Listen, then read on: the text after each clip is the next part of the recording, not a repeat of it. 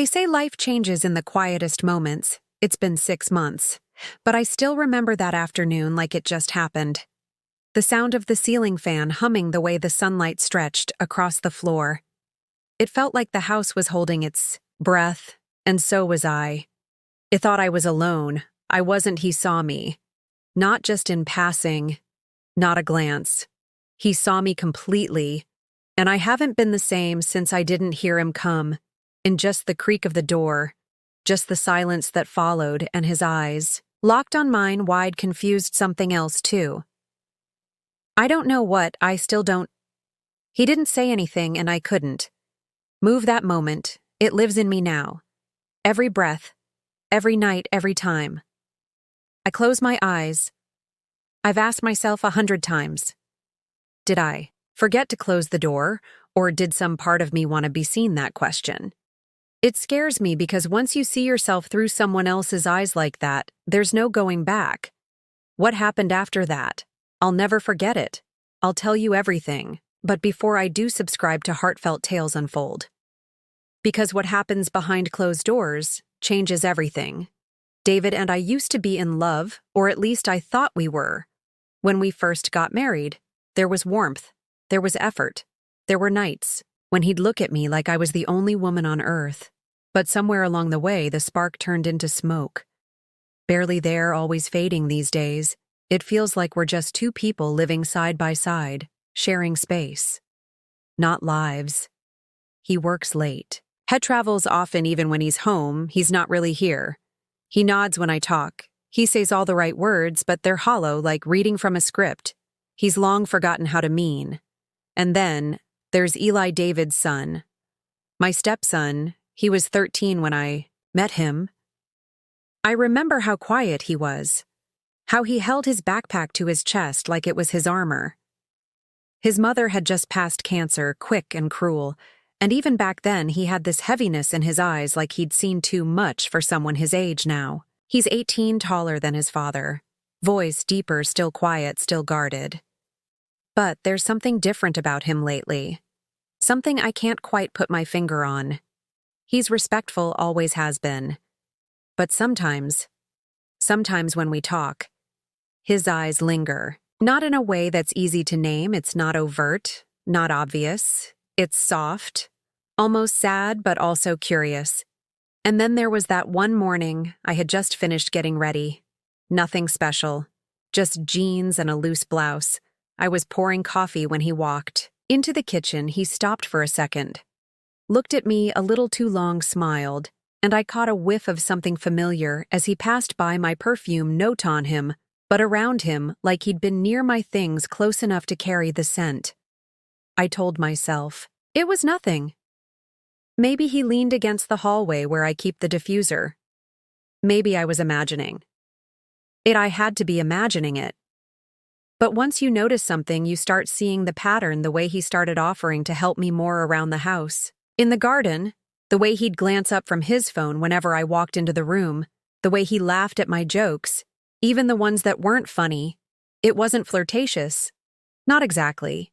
It was softer than that, more confusing. And I didn't push him away. Maybe I should have. But when someone looks at you like you matter, really matter. After months, years of feeling invisible, it does something to you. It wakes up a part of you that's been asleep for so long you forgot. It was even there. Our house is quiet, too quiet. Dinner is usually 3 plates on the table and only 2 of us sitting there. David's always in the office or on a call or just finishing up one last thing. Eli and I share most meals alone now. We talk about little things, school, movies, what's on the news. But underneath it all, there's this tension. Not loud, not aggressive, just steady, constant, like a low hum in the background of everything. Sometimes we run out of things to say, and we just sit in the silence. But even then I can feel it. His eyes on me, not always directly. Sometimes it's just a glance, but I feel it. And the worst part, a part of me wants him to look. I haven't told anyone that, not a soul. But I feel it in my chest, in my stomach, in the way my breath catches when he walks into the room. I tell myself I'm just lonely, that this is what happens when you go too long without being seen, touched, wanted. But then I ask myself, why him? Why Eliand? I don't have an answer. I'm proud of. All I know is this: something shifted. The day he saw me, something cracked open, and ever since I haven't been able to close it. It was raining that day. One of those thick, heavy storms that makes the whole world feel smaller. The kind of rain that hushes everything else, muffling the sounds of life outside the windows. David was out of town again. Some conference or client dinner. I can't even remember, no. We barely said goodbye when he left that morning, just a peck on the cheek. A rushed take care as he grabbed his laptop bag and disappeared. Through the front door, I didn't expect anyone else. Home, Eli usually went out with friends on Saturdays or holed up in his room with his headphones on, lost in his own world. The house was quiet still, and I felt hollow. I had done the laundry, tidied up the kitchen, poured myself a glass of wine a little earlier than I should have, and then I just stood there, staring out the window, watching the rain slide down the glass in slow, lazy streaks. The ache inside me wasn't sharp, it was dull, a slow creeping emptiness, like something I couldn't name was missing, and had been missing for a long, long time. I went upstairs. Not for any particular reason, I just needed space. Needed to feel something. I closed the bedroom door behind me, or thought I did. I remember the soft click, but maybe it didn't latch. Maybe I was careless. Or maybe I wanted to believe I was, alone so badly. I ignored what I knew. Deep down, I sat on the edge of the bed for a long time, just breathing, staring at the floor. My fingers moved. Without thinking, my mind wandered. I didn't light candles, I didn't put on music. It wasn't some grand fantasy or sultry escape. It was raw, quiet, desperate. I let my hands trace over my skin like they hadn't in years, not out of lust, but out of longing, out of a need to remember that I could still feel, that I hadn't disappeared entirely for a few brief moments. I let go.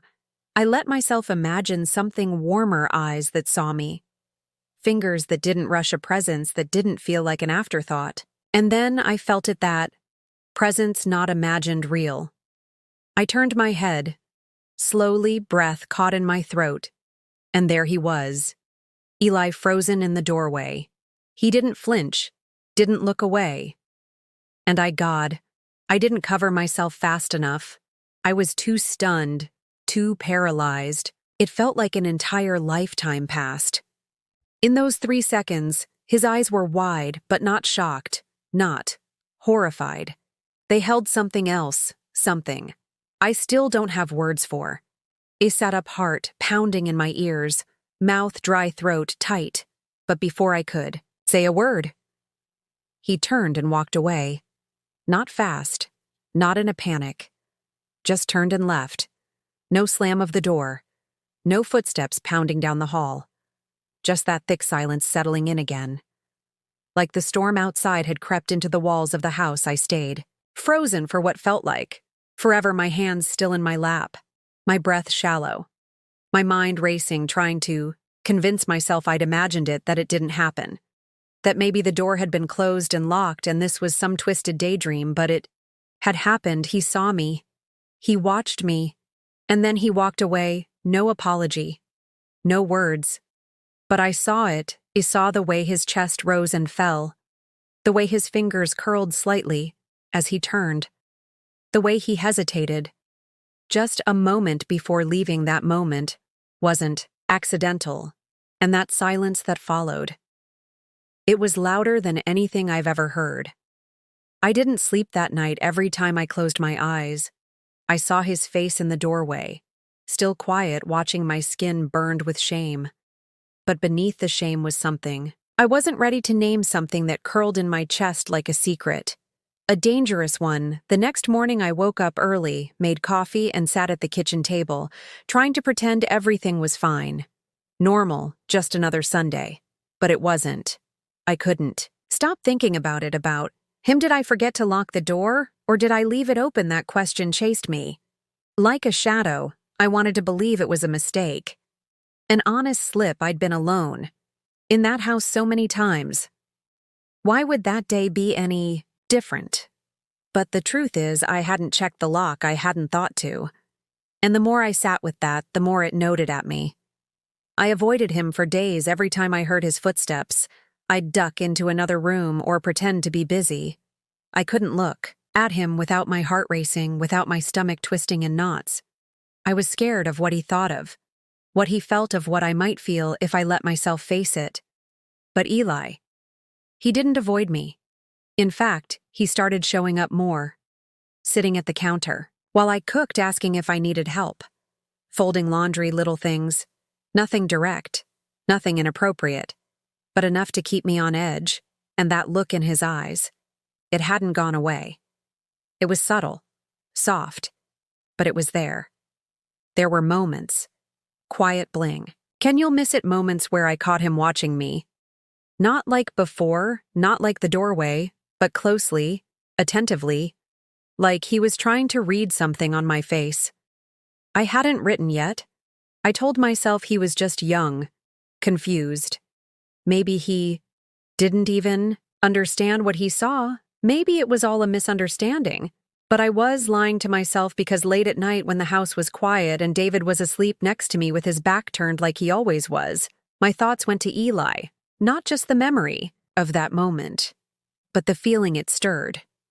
I started dreaming about him not every night, but often enough that I'd wake up breathless, cheeks flushed, thighs pressed together like I was trying to trap the heat before it slipped away.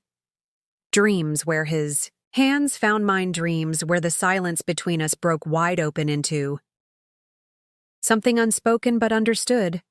I hated myself for it, and yet I didn't stop it. I'd lie awake staring at the ceiling, torn between guilt and longing, between the life I had and the fantasy that kept creeping in uninvited but never unwelcome. I started wearing different clothes around the house, not anything dramatic, just softer fabrics, a little more skin, a dress with thinner straps, a button undone that didn't need to be. I told myself it was just for me, that I wanted to feel good again, that it had nothing to do with him, but I knew it knew the way I lingered a little longer in the kitchen when he came in, the way I laughed more easily when he made a joke, the way I waited, hoped for our paths to cross. I hated that I noticed the way his voice had changed, the way his jawline had sharpened, the way his presence filled a room differently. Now I was supposed to be the adult, the parent figure, the safe one. But nothing felt safe anymore. My body betrayed me. My mind betrayed me. I kept telling myself that nothing had happened, that I'd done nothing wrong. But that wasn't true, because something had happened, something real, something I couldn't undo. And the more I tried to ignore it, the louder it got inside me. This wasn't just about being seen, it was about being wanted, and I hadn't felt that in so long I'd forgotten how powerful it was. How dangerous. I'd like to say I found clarity in that time, that I made a choice, that I decided to pull back. Draw a line, remind myself of what was right, but I didn't. I drifted through those days in a fog, half afraid he'd bring it up, half afraid he wouldn't. And while that moment in the doorway looped over and over in my head, his eyes, my breath, the silence, and the part of me small, but alive, that didn't regret it. It started with small things. He offered to help more around the house, innocent enough at first, washing dishes, setting the table, chopping vegetables next to me in the kitchen. But there was something different now in the way he moved, the way he stood a little closer than before. Not obvious, not inappropriate, just close, too close. I could feel the heat of him beside me, could hear the way his breath caught when our arms touched by accident, or maybe it wasn't an accident. Maybe nothing was anymore. One evening, as I reached across him for the salt, our hands brushed just a touch, skin on skin, but it was like time stopped. We both froze, not speaking, not breathing, just staring at each other. I should have laughed it off, should have stepped away, created distance. But I didn't. I looked at him, and he looked back. Not like a boy, not like a son, but like a man, hungry, curious, and waiting. We said nothing. But in that silence, something passed between. Something wordless. Something that shook me later that week. I was gathering laundry. I went into his room just for a moment. I wasn't snooping. I wasn't looking for anything. I was just grabbing his clothes like I'd done 100 times before. But something caught my eye, his sketchbook. It was lying open on his desk, pages flipped up like the wind, or maybe his hands had left it that way. I don't know why I looked. Maybe I already knew. But there I was staring down at a pencil drawing of me. It wasn't crude or childish. It was soft-detailed, beautiful, even my face tilted in thought, hair tucked behind one ear the way I sometimes look when I'm reading in the living room and forget the world is. There he'd captured me, not as a mother, not as a step anything, but as a woman. My stomach twisted when he came home that evening. I confronted him. I tried to keep my voice. Even calm asked him what it was, why he'd drawn it. He didn't deny it. He didn't look ashamed. He looked scared, but not because he was caught, because of what it meant, because I had seen what he'd tried to keep hidden. I didn't mean anything by it, he said, quickly, voice trembling. I was sketching, that's all. But I saw the flesh in his cheeks, the way he wouldn't meet my eyes, the way his fingers tightened into fists at his sides. He left the room before I could say anything more, and I stood there alone holding the weight of that sketchbook, like it might burn a hole through my hands that night. I couldn't sleep again. I lay in the dark, eyes open, heart-pounding mind, racing, every part of me alive and raw in ways I didn't know how to name any more. Then came the knock, soft, hesitant. I knew it was him. I don't know what possessed me to open the door. Maybe I wanted to tell him to stop. Maybe I wanted to ask why. Maybe I just wanted to see his face and remind myself that this was real. He stepped inside. He didn't get too close. He stood by the door, hands in his pockets, eyes on the floor. I'm sorry, he said quietly. I shouldn't have drawn you. I shouldn't have. He stopped. I waited. Then he looked at me, and what he said next, I'll never forget it. I didn't mean to, but I can't forget what I saw. His voice was barely above a whisper, like it hurt to say it out loud. I couldn't breathe. I wanted to scream. I wanted Torin. I wanted to cry and yell and tell him to leave, to forget, to erase it all. But instead I stayed. I stood there in my nightgown in the quiet, looking into the eyes of someone who had seen me more clearly than anyone had in years. And I didn't move. Not forward. Not away, just stayed. Because something in me had already crossed a line, even if nothing had happened. Yet something had changed, and deep down, I knew this wasn't the end. It was only the beginning. The rain had been coming down since early evening, one of those restless storms that never settles, the kind that taps against the windows, like it's trying to get in, like it knows something's about to happen. David was gone again. Another late flight. Another business trip. I didn't ask where. I didn't care anymore. I just nodded, kissed his cheek, and watched. The door closed behind him. I stayed downstairs that night. The house was quiet, but not peaceful. It felt like the air was holding its breath. I was standing at the kitchen sink, staring into nothing, hands wrapped around a warm mug I wasn't even drinking. From the only sound was the rain. Then I heard him, Eli. I didn't turn at first. I knew it was him. I knew the sound of his footsteps. So careful, like he never wanted to disturb the world around him. He stepped into the room and stopped. I could feel his presence behind me. Silence. I waited. Then softly, he said, I think I should move out. My heart dropped just like that. No build-up now.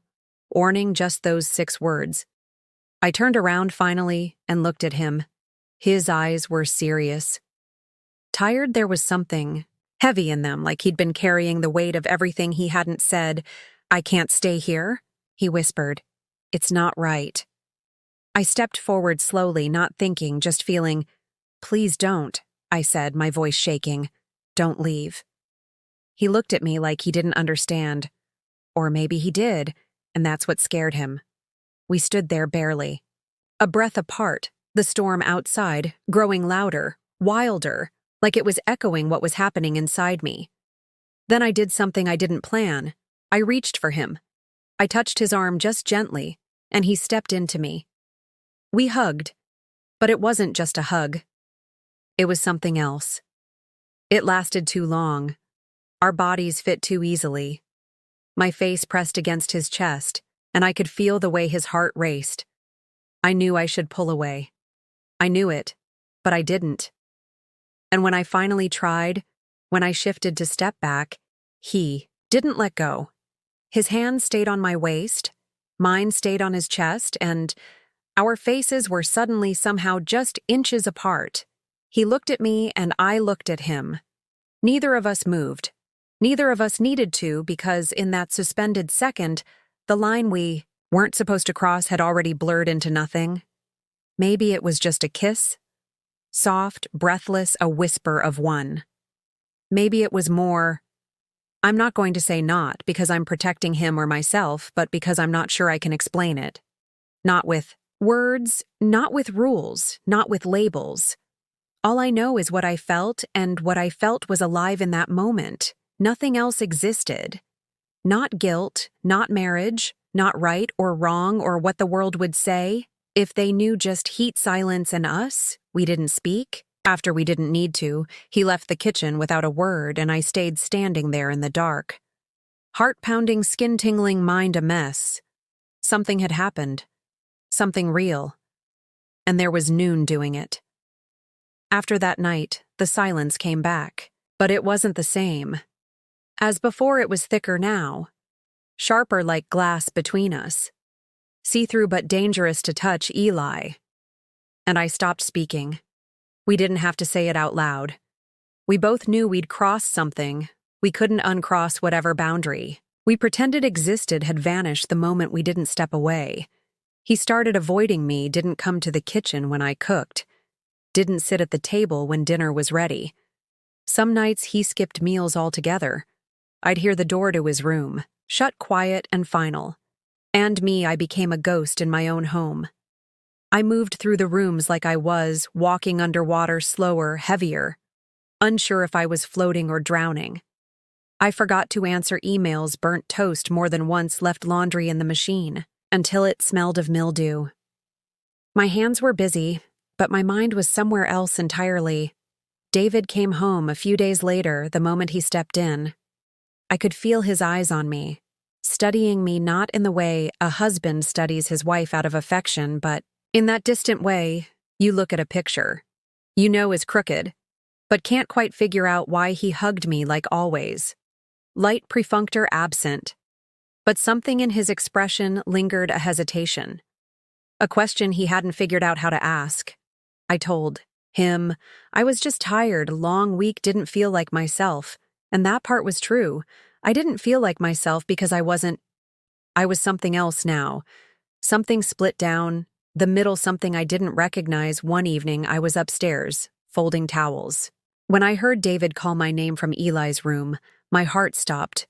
I walked in, keeping my breath steady, forcing calm into my voice. He held up the sketchbook. That sketchbook, the one I should have hidden, destroyed anything, have flipped. It open, held the page up my face, his shading, his detail, every stroke familiar. "Did Eli draw this?" he asked, a little confused but not yet suspicious. My mouth opened before I even thought. "No," I said. "It's mine." He blinked. "You, yeah." I used to sketch, just felt like trying again. The lie came out smooth, easy, too easy. He stared at the page again, nodded slowly. "It's really good," he said. "Didn't know you had that kind of talent." I smiled. "Small hello." He left the room, still holding the book, flipping through the pages, and I stood, their heart hammering against my ribs, the walls around me closing in. I looked into my husband's eyes, and I lied. Just like that, clean, straight-faced, without a tremble. And that was the moment it hit me. Not what I'd done with Eli.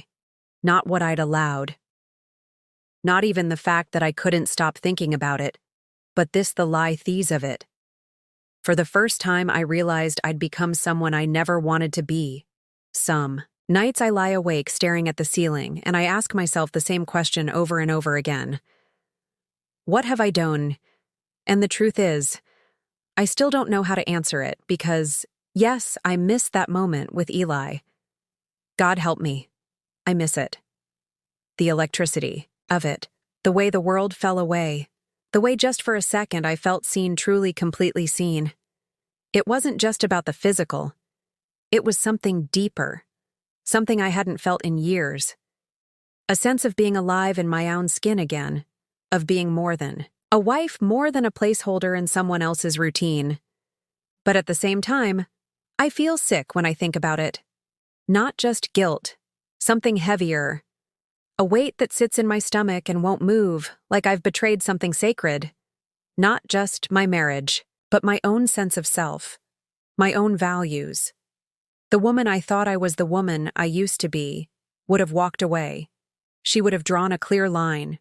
She would have never entertained that moment, never leaned in, never lingered in the silence, never stayed. But that woman feels like a stranger now. And what scares me most is that I don't even know when she left. Sometimes I wonder if my marriage ever really fulfilled me or if I just convinced myself it did. Because it was easier than being alone. David was safe. He offered stability, structure, a house, a name, but not warmth. Not presence, not passion that faded so early, and I pretended I didn't notice, but I did. I noticed every birthday. He forgot every night. He stayed late, every time I reached out, and he turned over in bed without touching me. So when Eli looked at me like I mattered, like I was a woman worth noticing, it cracked something open, and once that happened, there was no sealing it. Back shut. Eli left the house a few days after David found. The sketch said he was staying with friends for a while, that he needed space. He didn't say much. Didn't look me in the eye when he packed his bag.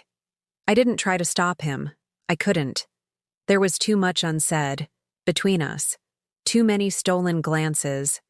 Half-buried thoughts. Moments that we both wanted to believe didn't mean what they meant. After he left, the house felt even quieter than before. But not the peaceful kind of quiet. The kind that rings in your ears like punishment.